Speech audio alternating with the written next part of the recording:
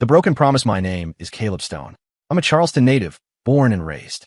My family owns a local building supply yard, and I've been practically engaged to Nora Vance since we were kids. Her family runs Vance Estates, a long-standing winery on the outskirts of town. Our families were close, and life was steady. Then, Nora met Julian Thorne at a revitalization gala. He was a designer fresh off a plane from Chicago, smooth-talking and charming. Suddenly, she started calling me unrefined. She said I didn't fit her ideal lifestyle. I tried to talk to her twice, but she dismissed our engagement as a childhood joke and told me to stop trying to tie her down with old-fashioned expectations. I stayed silent for 6 months, packed my bags, and moved to Chicago. 3 years later, I returned with my own interior design firm, and Sarah Jenkins is by my side.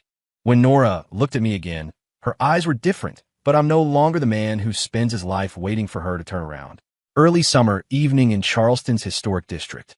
The sky was a bruised orange, and a humid breeze swept through the cobblestone alleys, rattling the wooden signs at the end of the lane.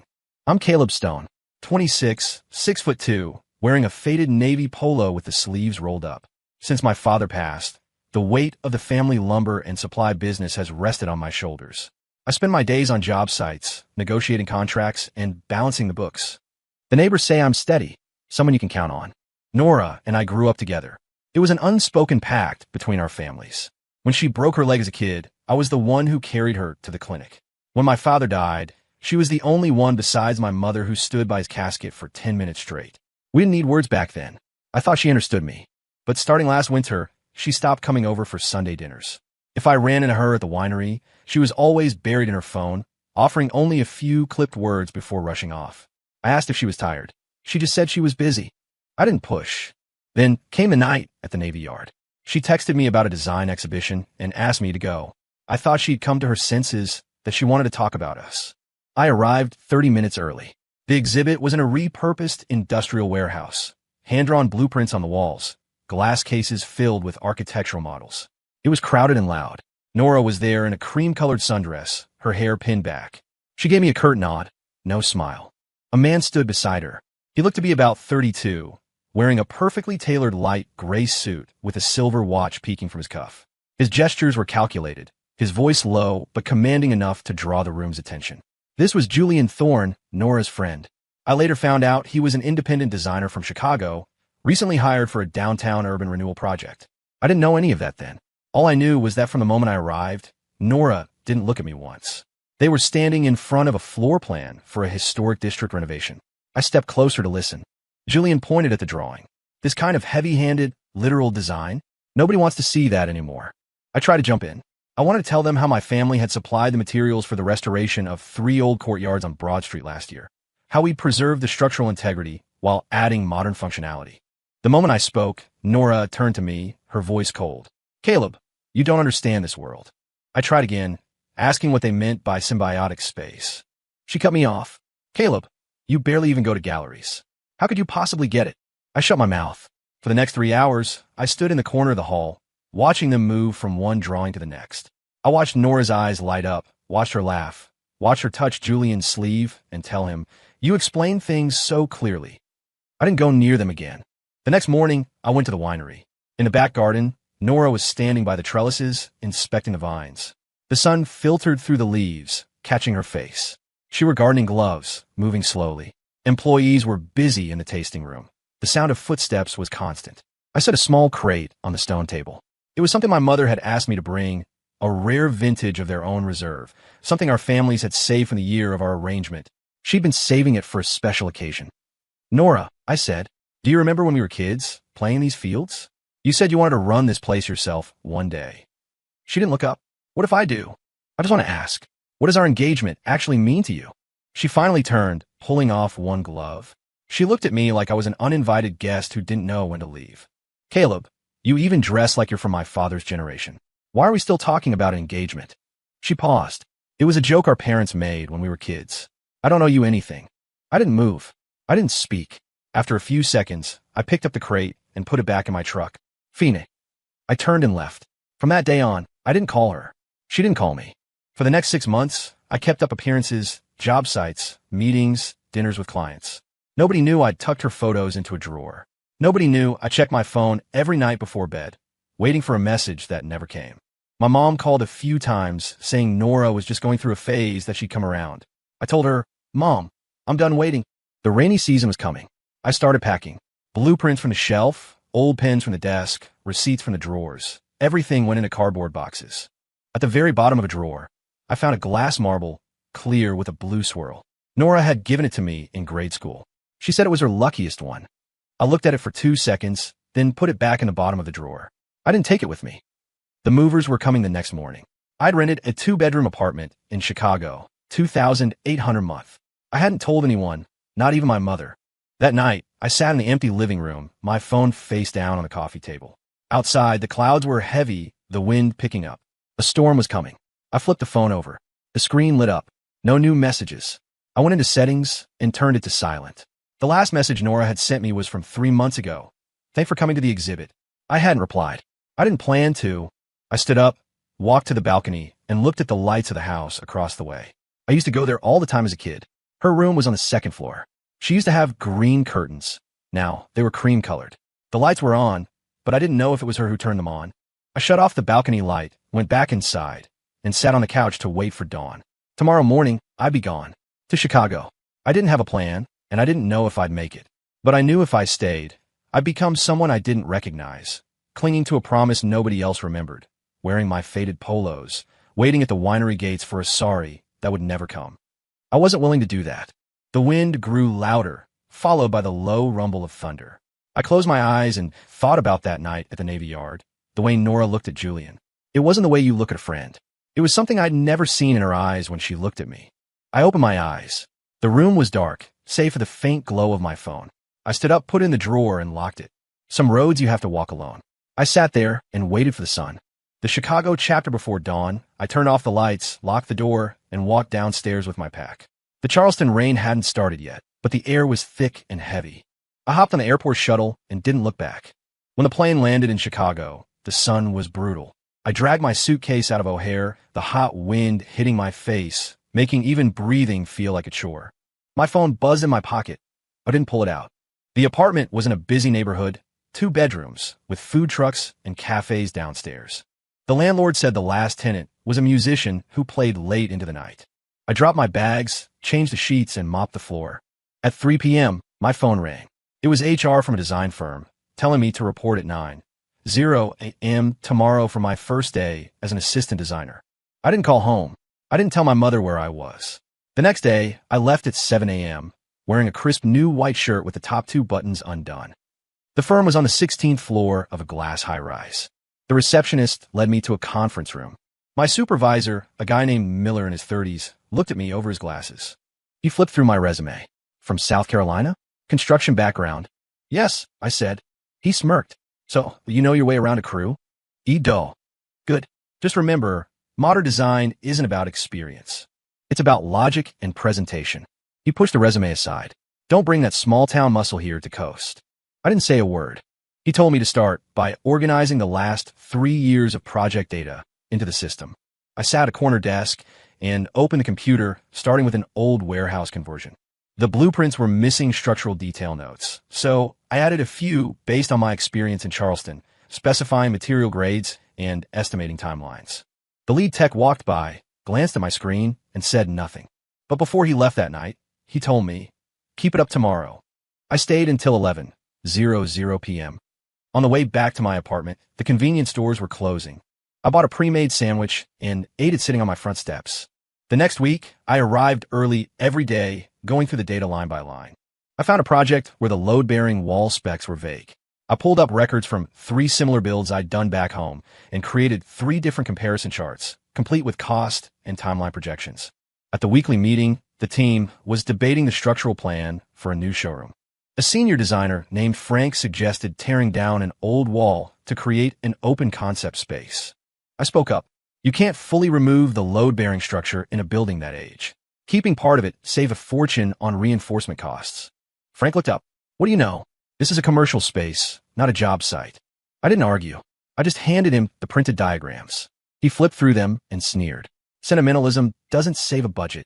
When the meeting ended, the project manager, Sarah Jenkins, called me over. She was nearly 30, with short hair and a no-nonsense attitude. "You don't lack data," she said. "You lack rhythm." Clients don't want a pile of numbers dumped on them. I nodded. She handed me a folder. This is the feedback from the client's last 5 projects. See what they actually care about. I took it without hesitation. She turned and walked away, her heels clicking softly on the floor. The next day, I wore another new shirt, top buttons undone. No one asked me to lunch, so I grabbed a sub and ate in the stairwell. I heard 2 colleagues nearby gossiping about who Miller had yelled at today and who was sucking up to the CEO's daughter. Then I heard one say, "Did you hear about that girl Nora Vance? Apparently, she dumped her fiancé back home, some blue-collar guy in building supplies." The other laughed. Probably couldn't even make a PowerPoint. He wouldn't last a day here. I didn't look up. I finished my sandwich, folded the wrapper neatly, and tossed it in the trash. That night, I volunteered to do the 3D renderings. I was still tweaking the BIM models long after everyone else had left. My phone stayed on silent in the bottom of my drawer. At 2 a.m., I closed my laptop and walked home. It was raining, the water soaking through my shirt, but my head was clear. I was the last to leave for 4 nights in a row. On the 5th morning, the creative director did a walkthrough. He looked at my screen and asked Miller, "Who's training this guy?" Miller stammered, "He's not officially assigned yet." The director said, "Have him assist Sarah Jenkins on the next phase. This guy can handle the heavy lifting." That afternoon, Sarah came to my desk. She asked if I could have the first draft of a new proposal ready by next week. "I can," I said. She nodded. "Don't just give me data, give me a narrative." I asked her what she meant. "Make them feel something when they walk through the space," she said. I spent the whole night thinking about it. The next day, I hit the library and visited a few old industrial sites to take photos. While I was working on the proposal that night, my phone buzzed. It was my mom. Her voice was shaky. "Caleb, the day you left, did Nora come to say goodbye?" I held the phone silent. "The Van Cess sent over a jar of peach preserves," she continued. "They said it was the kind you liked when you were little." "Yeah," I mumbled. "If your father were here, he wouldn't want you so far away by yourself." "Mom," I said, "I'm eating street food that tastes just like home. I'm fine." She paused. "Have you lost weight?" "No, eat." We hung up. I sat on the edge of my bed, opened the drawer, and pulled out that blue swirl marble. I looked at it for a long time, then opened my toolbox and shoved it into the very bottom, clicking the lid shut. I went back to the proposal. I added 2 pages of hand-drawn sketches, showing the old warehouse transformed into a modern co-working space. I submitted it as the sun was coming up. A few days later, Sarah announced in the meeting that the proposal had been approved. The client was thrilled. No one clapped, but a few people looked at me differently. On my way home, a notification popped up on Instagram. Nora had posted. It was a photo of a man's back, Julian Thorne, standing in a gallery in Charleston. The caption read, "I think I finally understand what you meant by symbiotic space." Location, Charleston. I stood on the sidewalk as it started to rain. I didn't like the post, but I didn't close the app. I checked the weather for Charleston. Severe thunderstorm warning. Just like the day I left. I stood there, water dripping from my hair. The screen dimmed. I flipped the phone over and shoved it into my jacket pocket. The next day, during the team meeting, Sarah said I'd be responsible for the structural portion of a new community center project. Miller cut in. "He doesn't have enough experience. He'll blow it." Sarah looked at him. The client didn't have a single question about the structure in the proposal he drafted. I kept my head down, taking notes, my pen leaving a long, steady line on the paper. After the meeting, Sarah walked by my desk and set a coffee down. "Stop pulling all-nighters," she said. "The work never ends." I looked up. "Thanks." She didn't leave. "You were doing well back in Charleston, weren't you?" I hesitated. "I suppose." "Then why come here?" I didn't answer. She didn't push. She just walked away. I stayed late again that night. Around midnight, my phone buzzed. It was a bank notification. My first real paycheck had cleared. I stared at the numbers for a few seconds, then locked the screen. As I packed my bag, my pen rolled off the desk. I leaned down to pick it up. When I looked up through the floor-to-ceiling glass, I saw the entire city glowing with a million lights. Moving forward as water dripped from my hair into my collar, the screen went dark. I stood on the sidewalk, unmoving. That photo was burned into my mind. Julian in the center of the gallery, Nora's hand on his shoulder, the shot framed perfectly to show their silhouettes. "I finally understand," she'd written. The rain intensified. I flipped the phone over and shoved it into my inner pocket. The next morning, I was awake at 6 a.m. before the alarm. The apartment walls felt damp, the lampshade yellowed at the edges. I sat up, pulled the phone from my jacket, and turned it on. The Instagram post was still there. I tapped on Nora's profile, hesitated for a beat, and then hit mute. Then I went through my apps and left the Charleston neighborhood groups, the high school alumni chats, and the winery supplier threads. Finally, I set my phone to work-only mode, allowing only Sarah and my mother to get through. By the time I was done, the sun was up. I changed my shirt, left the top buttons undone, and grabbed a breakfast burrito on my way to work. At the office, the floor was empty. I opened my computer and started digging into the community center project. Sarah had put me in charge of the structural design. I didn't ask questions. I just pulled up blueprints for 3 similar projects. One was a site in the East Loop that had been finished last year. They'd gutted the load-bearing walls and ended up blowing the budget on reinforcement. I pulled up my records from the historic renovations back in Charleston. We'd used steel frames to support the original walls, saving nearly $40,000.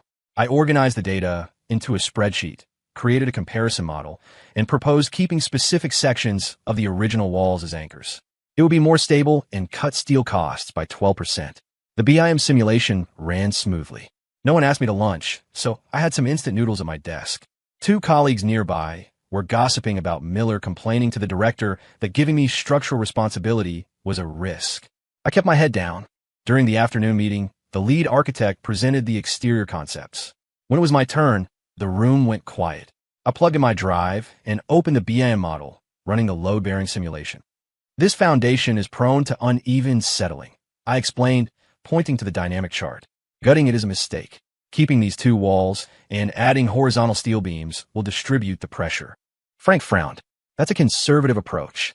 It's a budget approach, I countered, switching to the cost analysis. The original plan calls for 86 tons of steel. This one uses 69. It also shaves 5 days off the construction schedule. The lead tech leaned in, studying the screen. He nodded. The math checks out. Sarah made a note in her book. Include it in the construction docs for the client. After the meeting, Miller walked past my desk, glanced at my monitor, said nothing, and kept walking. That night, I stayed to finish the node details. By 1 a.m., my eyes were burning, my vision blurring. I rubbed my temples, drank half a cup of cold coffee, and kept double-checking the rebar ratios. Suddenly, everything went black for a second. I gripped the desk, leaning over the keyboard until my vision cleared. I sat back, waiting. Then I heard footsteps in the hall, light steady. Sarah was standing there in a trench coat, holding a takeout bag. "Why are you still here?" she asked. "Just finishing the drawings." She didn't say much. She just set the bag on my desk. It was a bowl of hot seafood gumbo. Taped to the side was a sticky note. "You're no use to a design if you ruin your stomach." I blinked. She turned and left, the sound of her heels fading quickly. I opened the container. The gumbo was thick and spicy, exactly what I needed. I ate every bite. I tucked the empty bag into my drawer, but I kept the sticky note, sticking it inside my notebook. The next morning, I was in at 7:00 a.m. I opened my notebook to the new project page and started my first sketch. The sunlight hit the glass walls, illuminating my desk. I was sketching the section for the entrance hall.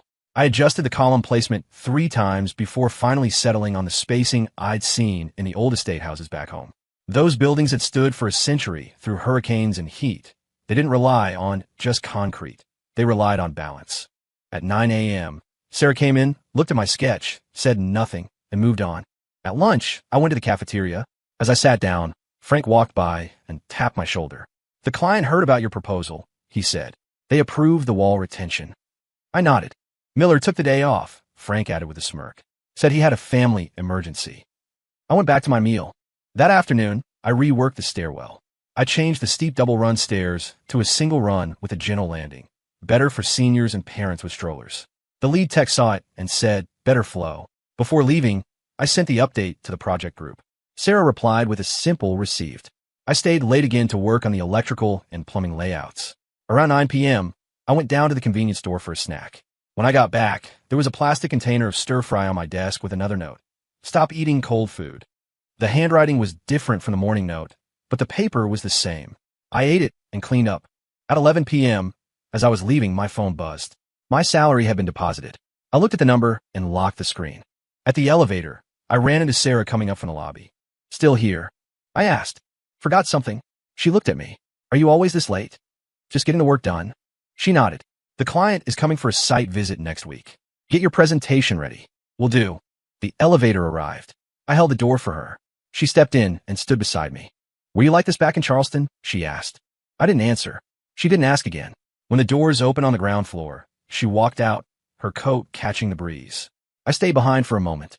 The next morning, I arrived early to print the presentation materials. At 9:30 a.m., the team met with the client representative. I stood up and began explaining the structural plan. Halfway through, the client interrupted. Will keeping these walls ruin the sense of space? I opened the 3D model. We ran light simulations. By keeping the walls, we lose about 5% of natural light coverage, but we compensate for it with these skylights. The client nodded. And the timeline? Guaranteed, I said. We've already vetted the local contractors and double-checked the material lists. The client closed his notebook and looked at Sarah. He's solid. After the meeting, Sarah caught me. The client wants to see the site next week. You're coming with me. Okay. She turned to leave, then stopped. The gumbo is better when it's hot. I looked up, but she was already gone. I sat back down and started my site inspection log. The sun hit my keyboard. I typed the first word. The truth unfolded. Nora held the phone to her ear, listening to Julian say, I'll call you after my meeting, his voice a practiced honey. She stared at the vines in the back garden of Vance Estates, the leaves curling at the edges under the midday sun. She didn't speak. She waited for him to hang up, but the line was already dead. She put her phone down and walked toward the Adirondack chair where he'd been sitting. It was still warm. She reached down, unzipped the side pocket of the bag he'd left behind, and pulled out his phone. The passcode was her birthday. She typed it in, her fingers trembling. In the gallery, she found photos of 3 different women. One was a woman in a beige dress with her arm around him at the Navy Yard. Another was a girl laughing with him at a cafe. A third was a shot of him in a hotel hallway with a woman in a black coat, taken from an elevator. She tapped into his messages. A Miss Lynn was asking if he was coming over tonight, mentioning she'd bought a new bottle of wine. Someone named Sue had sent a design, asking if the collaboration could use a specific color palette. Scrolling further back, she saw wire transfers. $500, $800, $1, $500. The memos read, reimbursement, dinner, books. She exited and checked his browser history. Paris Art Center lease agreement, co-working space, monthly rates, how to register an overseas studio. She clicked one link. It was for a creative hub on the left bank in Paris. €900 a month for a virtual office address. She stared at the screen. So, the studio in Paris he always talked about was just a mailbox. The phone vibrated, nearly making her drop it. It was Julian. She didn't answer. She shoved the phone back into the bag and stood up. The wind was picking up, carrying the scent of rain. I sat in the office and handed over the final stack of documents. The lawyer skimmed them and looked up. You're sure about the name? Stone and Steel Design? Yes. Registered in Chicago, with a branch in Charleston? That's right. He closed the folder. I'll file it tomorrow. But a heads up, your old firm called. They're looking into non-compete clauses. I nodded. I figured. After he left, I leaned back in my chair, staring at the ceiling. Sarah walked in with 2 coffees, setting one on my desk. You heard? I asked. The whole office knows, she said, sitting down. They're saying you're poaching clients. I'm not. I know. She looked at me. Do you need me to testify? I shook my head. Don't risk your job. I'll handle it. She didn't say anything. Instead, she pulled a flash drive from her purse and set on the desk. Backups of every hand-drawn sketch, every revision log, and every signed client approval from the last 3 years. I also time-stamped every structural solution you personally proposed. I was stunned. When did you do this? The night you were reworking the blueprints, she said softly. I told you don't lack logic. You just need someone to help you present it. I gripped the drive. You're really going back to Charleston? I'm not just going back, I said. I'm taking everything I've learned with me. She looked at me for a moment, then walked out. I plugged in the drive. Every project was categorized by date, perfectly organized. I scrolled to the earliest one, the renovation back in South Carolina. There was my handwritten note in the margins. Keep the wall. Save the budget. It'll last longer. I shut down the computer and called my mother. Mom. Caleb. Her voice was anxious. Is everything okay in Chicago? Are you coming home? I am, Mom. But not because things went wrong. I paused. I'm coming home because they went right. Silence for a few seconds. Does this have something to do with Nora? No, I said firmly. It has to do with me. And I'm not coming alone. Ooh, Sarah Jenkins. She's coming with me. The line went quiet. Then she asked, is she your girlfriend? I think so, I said. I haven't officially asked, but I'm going to. She sighed. The year your father died, you were only 20. I was so afraid you couldn't carry it all. If he could see you now, he'd be proud. Mom, one more thing. When we get back, I want you to cook a real dinner. I want to introduce her properly. Okay, she said, her voice cracking slightly. It's about time I had a daughter-in-law. Nora sat in the garden, the phone on her lap. She went to Julian's profile. His latest post from 3 days ago was a photo of him in front of a Chicago high-rise. Caption, "New beginnings in the city." In the comments, Miss Lynn had written, "Waiting for you," and Sue had posted a heart. Nora scrolled back to her own post from 6 months ago. "I finally understand." Only 2 likes, Julian's and her own. She deleted the post. Then she deleted every single one of them. The phone rang. It was her father's assistant. "Mr.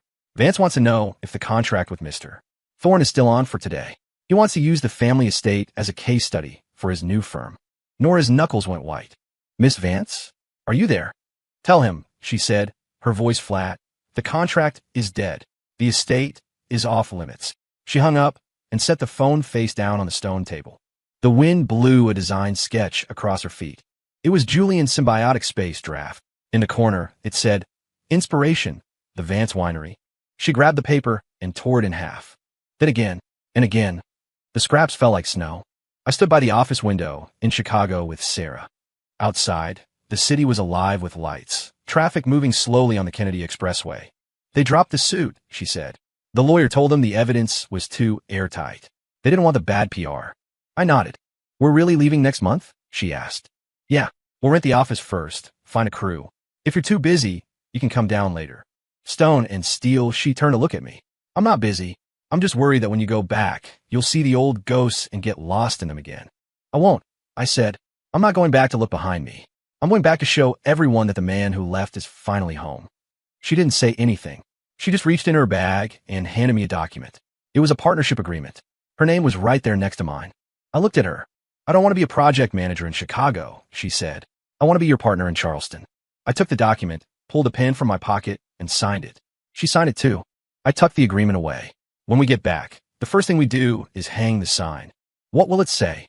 "Stone and Steel Design, Charleston Branch." She smiled.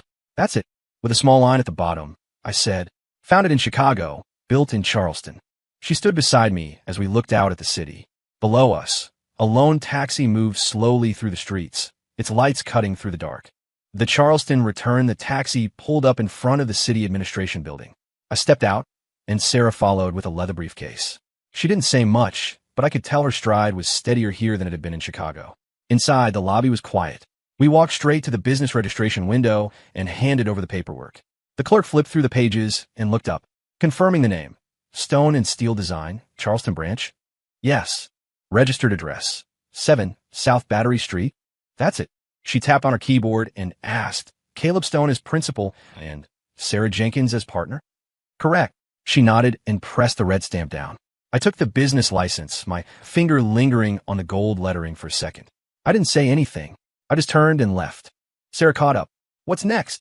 "The office." We walked down toward the historic district. The 2-story building was something my mother had found through a friend. It used to be an old printing press. The exterior had a fresh coat of gray paint, and the doorframe was new. The key felt heavy in my hand. I slid into the lock, click, and the door swung open. The power was on. The walls were freshly painted, though the floors still had dust from the renovation. I walked to the window and pushed it open. Outside was a narrow alley with a clothesline stretching across it, a few shirts swaying in the breeze. "Smaller than Chicago," Sarah said, looking around. "But it's ours," I replied. "Tomorrow, we hang the sign." She hummed an agreement and started organizing her files. I stood there, running through the plan, registration done, office secured. Next step, letting the locals know we weren't just passing through. 3 days later, I received an invitation from the Design Association. The spring symposium was being held at the Charleston Gallard Center. Usually, they don't invite newcomers, but this time they'd reached out specifically. I suspected someone wanted to see if the Caleb Stone who came back from Chicago was the real deal. I wore a charcoal blazer. Sarah was in a sharp black suit. We arrived after the room was mostly full. As soon as we entered, someone called out, "Caleb, long time no see." I turned. It was Frank Miller, an old contact from the building supply days. He smiled, handed me a card, and glanced at Sarah. "And who is this?" "Sarah Jenkins, co-founder of Stone and Steel." His eyes widened for a split second before he recovered. "Impressive. A husband and wife team." "Partners," Sarah said coolly. "Not husband and wife." Frank chuckled and moved on. We walked further in, passing a few familiar faces. Some nodded, others looked away. I found a spot in the corner. Sarah went to get some water. A few minutes later, I heard footsteps. "Caleb." I looked up. Nora was standing there. She'd changed her hair, and her outfit was carefully curated. She held a glass of juice, looking like she'd been waiting for this moment. I heard you were back, she said with a forced smile. You didn't tell me. I didn't think it was necessary, I said. The smile faltered. I just saw your registration info. It was sudden. Not sudden, I said. I want to come back, so I did. She took a half step forward. How'd you been all these years? Fiancée. She started to speak, but Sarah walked up and handed me a folder. The association rep wants to know when you can discuss the proposal, Sarah said. I took it and nodded. Right now. As I turned to leave, Nora reached out. Caleb. I didn't stop. I didn't mean to. I looked back. Nora, I'm not the man who was waiting for you 3 years ago. She stood there, her hand frozen in midair. I didn't look back again. Sarah and I walked toward the conference room. My mother had renovated the old house. She said the old layout was too cramped, so she knocked down some walls and replaced the windows and floors with light-colored hardwood. She handed me the keys herself. Your father's door frame is still there, she said. Everything else is new. The day I moved in, it was drizzling. The next morning at 6 a.m., I went out for the milk and found Nora standing on the porch with a bucket of cleaning supplies. I came to help you get settled, she said. I know this house. We used to... No. I held the door half closed. My mother already handled the renovation. I don't need your help. She didn't move. I just wanted to do something. Nothing you do matters now. She looked down at the floor, her voice dropping. I know you're angry with me. I'm not angry, I said. I just don't need you anymore. Her eyes welled up, but she didn't cry. I can wait. Don't. But I still... Nora, I reached into my pocket, pulled out a new key, and pressed it into her hand. If you really want to help, give me back the key to the past. She froze. The rain started coming down harder, soaking her shoulders. She stood there, her fingers tightening around the old key she'd pulled from her bag. She placed it in my palm. I didn't look at it. I just turned and closed the door. The sound of the lock clicking was soft but final. The day the company sign went up, people stopped to take photos. Some old competitors stood at the mouth of the alley, whispering. I heard he landed 3 major projects in Chicago. Who knows?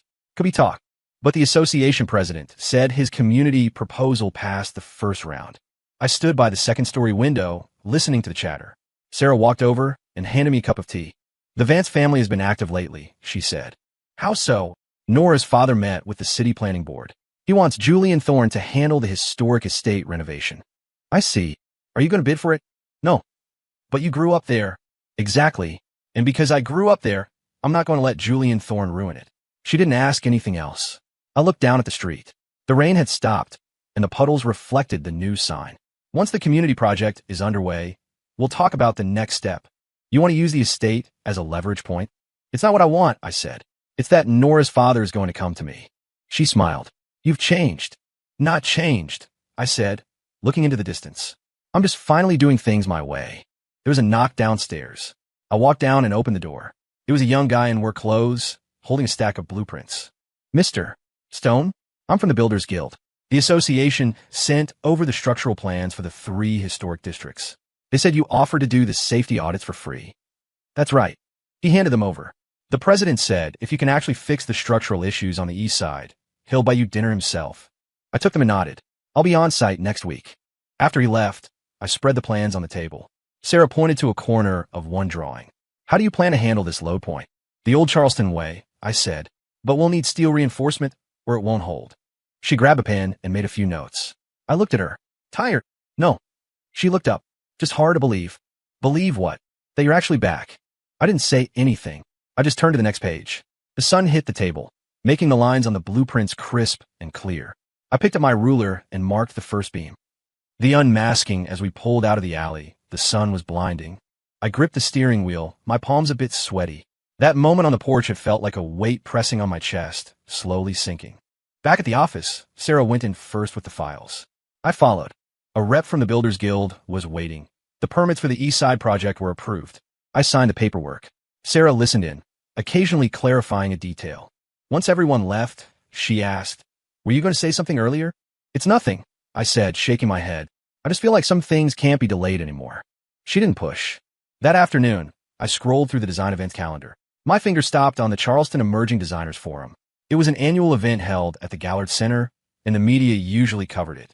Julian had posted about it on Instagram last month, looking sharp in a tie. Exploring the future with colleagues, his caption read. I stared at the photo, then pushed the phone away. Sarah brought in coffee and glanced at the screen. "He's still at it?" "Yeah," I said.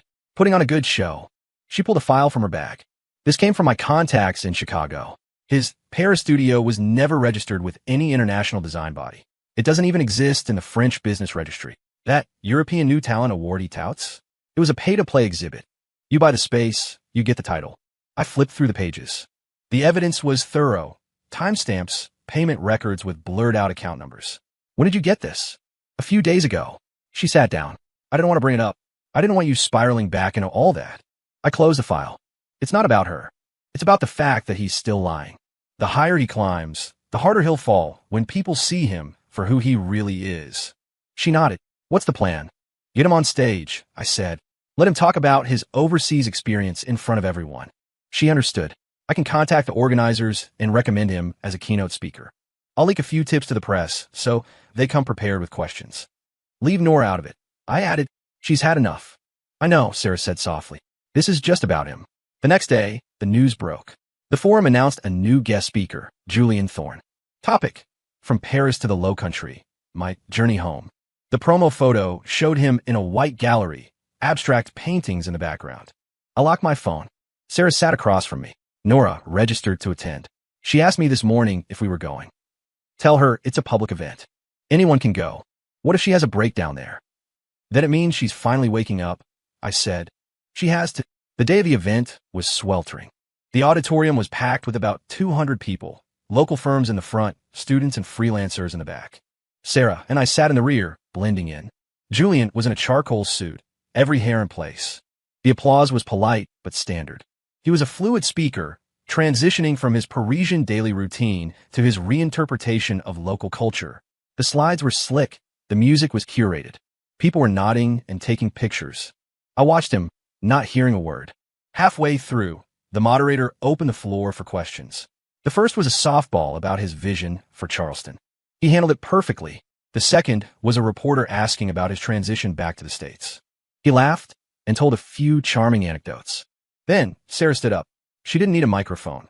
Her voice was clear as a bell. Mr. Thorne, you mentioned your independent studio in Paris. Could you give us your French tax ID number? And which agency handled your team's social security filings? The room went dead silent. Julian blinked, then forced a smile. That's a very specific question. We were a boutique firm. Most of our admin was outsourced. And your office address? Was it a private lease or a co-working space? If it was shared, which hub was it? His face paled. I don't recall the specific name offhand. Was it Artlink Hub? She asked, pulling a document from her bag. This is your lease from last July. 3,000 euros a month, but for a single desk in a shared office. Your title of chief designer was a standard perk given to all basic members. Whispers broke out in the crowd. Julian wiped sweat from his brow. Where did you get that? That doesn't prove anything. Furthermore, she continued, the $28,000 you transferred to a Miss Lynn last December. Was that rent? She isn't a client. She's the manager of that co-working space. And the $30,000 in January marked project dividend.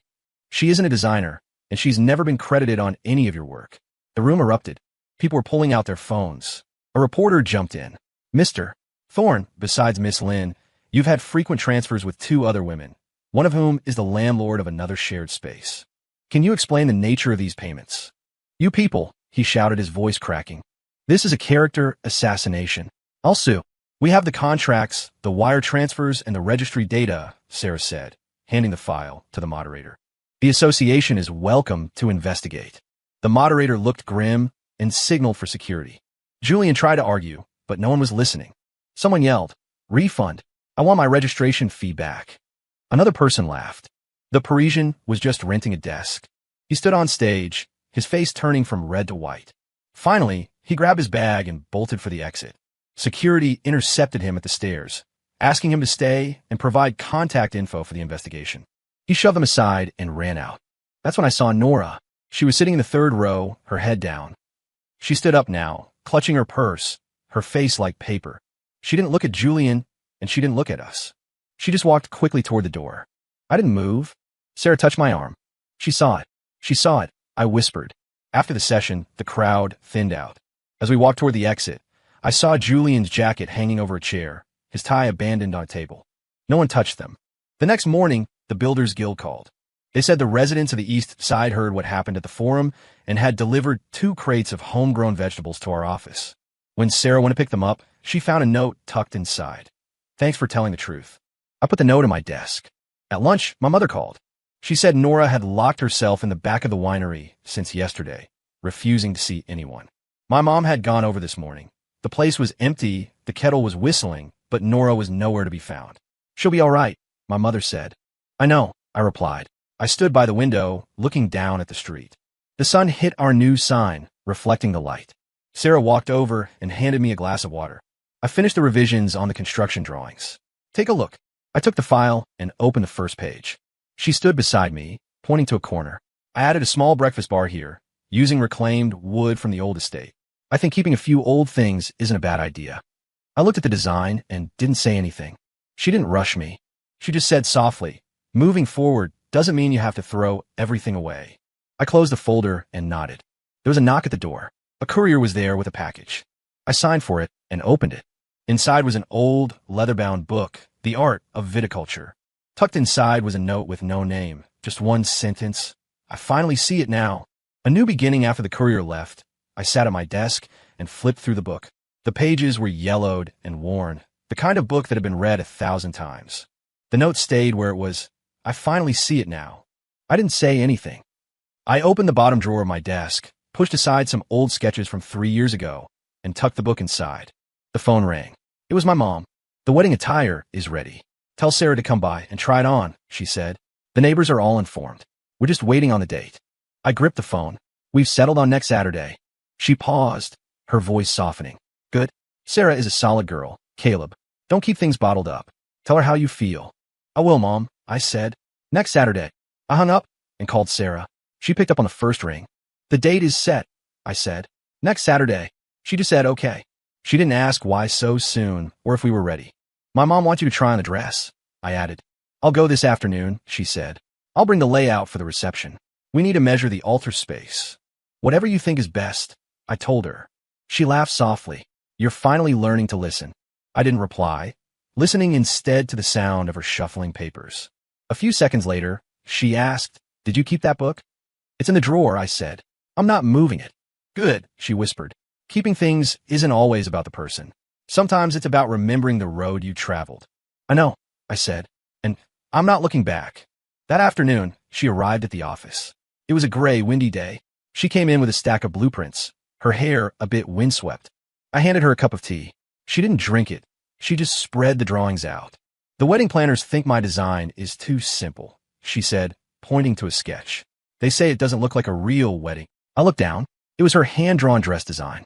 The hem had the texture of old brickwork. The straps followed the lines of ivy vines, and the back featured a subtle pattern of local palmettos. What do you think? She asked. I think it's perfect, I said. Better than any of those puffy gowns. She laughed. What do you know about puffy gowns? Nothing, I said, looking her in the eye.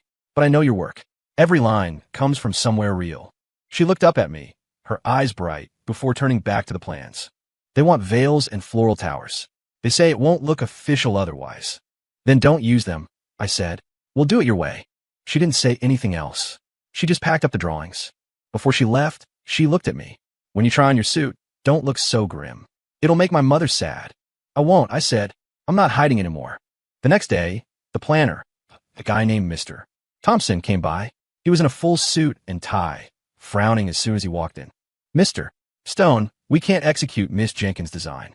There's no precedent. The fabrics are hard to source, and the timeline is too tight. I didn't look up from my desk. Then find someone who can. But a wedding is an experiment, he said, his voice rising. With all those guests, what if something goes wrong? Sarah stepped out of the conference room with more drawings. I'll take responsibility. She spread the reception layout on the table. If it rains, we move into the firm's gallery space. The backdrop will be our East Side revitalization model. The altar will be built from reclaimed lumber from the old estates. The lighting will be focused on the people, not the decor. Thompson stared at the plan. It's not traditional. Tradition is just something people made up, she said. Our wedding doesn't need to fit anyone else's mold. I stood up and stood beside her. Do it her way. He started to argue, but I gave him a look that silenced him. He packed his things and left. Sarah didn't look at me. She just kept organizing. I reached up and unbuttoned the top 2 buttons of my shirt. She looked up and smiled. That's more like it. I've always been like this, I said. On the third day, Nora's father, Mr. Vance, came by. He didn't come inside. He stood by the door with a jar of peach preserves. When I opened the door, he was looking at the ground. She's gone, he said softly, to the mountains out west. She's studying traditional agriculture. I stayed silent. He held out the jar. She said, you'd remember the taste. I took it. I didn't thank him, but I didn't give it back either. He stood there for a moment, then turned and walked away. I set the preserves on the entryway table next to a candle Sarah had bought. 2 containers side by side, 1 glass, 1 ceramic. They were different, but they were both clean. The next morning, I walked past the Vance winery. The gates were shut, a temporarily closed sign hanging from the latch. The garden was silent. Usually this time of day, the workers would be out. Today, there was nothing but an empty crate left on the stone steps, upturned like a dry bowl. I didn't go in. I kept walking toward the office. On the day of the wedding, the rain came out of nowhere. The outdoor courtyard was flooded. Sarah arrived early, helping the crew move everything into the gallery. The lumber had been prepared days ago, reclaimed beams, sanded down to show the original grain. The altar was simple, 3 steps high, set against the backdrop of the city revitalization models. The guests arrived, some with umbrellas, some in raincoats. Neighbors stood by the door, helping people dry off. My mother was there in a new dress, her hair perfectly styled. When she saw Sarah, she paused. Sarah was in the dress she designed herself, the hem brushing the floor, the patterns shifting as she moved. My mother didn't say anything. She just reached in her purse, pulled out a piece of red ribbon, and tucked it into Sarah's bouquet. Sarah, she whispered, you're a good woman. Before the ceremony began, I stood by the altar. I saw Sarah adjusting her earrings. In the light, the small freckle on her collarbone was faint but visible. Nervous? I asked, walking over. No, she said. Just worried the rain will ruin your shoes. It's fine, I said. It's not like I'm running away. She smiled and looked up at me. After today, you couldn't even if you wanted to. I'm not running, I said. I'm staying right here. The officiant took his place. The rain drummed against the glass ceiling. My mother sat in the front row, clutching a handkerchief. Sarah took my arm, and we walked forward together. As we reached the center, a sound came from outside. It was the neighbors. They had lined up with umbrellas, creating a dry canopy from the street all the way to the door. Sarah looked at me, her eyes misty. See?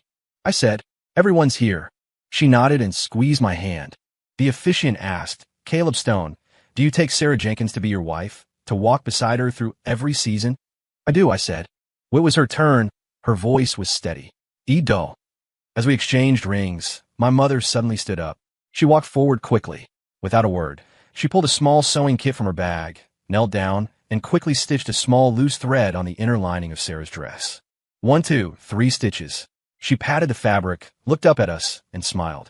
Sarah leaned down and gave her a long hug. I took Sarah's hand and led her to the door. The rain had stopped. A sliver of light was breaking through the clouds. The puddles on the ground reflected our company sign and our 2 silhouettes.